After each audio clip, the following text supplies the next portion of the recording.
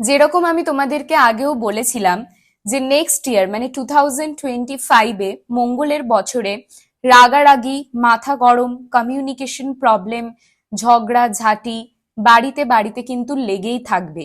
সেটার জন্য নিজেদের মাথা ঠান্ডা রাখা তো ভীষণ দরকার, ফিজিক্যালি অ্যাক্টিভ থাকা ভীষণ দরকার, যাতে মাইন্ড তোমাদের স্টেবল থাকে, ফিজিক্যালি তোমরা যাতে হেলদি থাকতে পারো।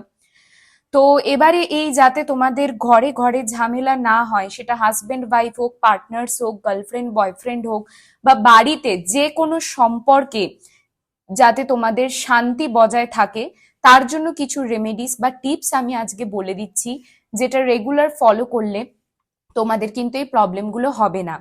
প্রত্যেক মঙ্গলবার দিন হনুমানজিকে পুজো করা, এবং যতক্ষণ না পুজো করছো ততক্ষণ ফাস্টিং এ থাকতে হবে। পুজো করার পর ওই মঙ্গলবার দিনটা তোমরা নিরামিষ খেতে পারো।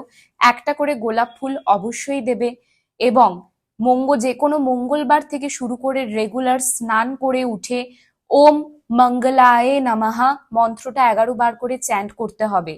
প্রতি বুধবার দিন গণেশজিকে পুজো করবে এবং গণেশজিকে গুড় দেবে।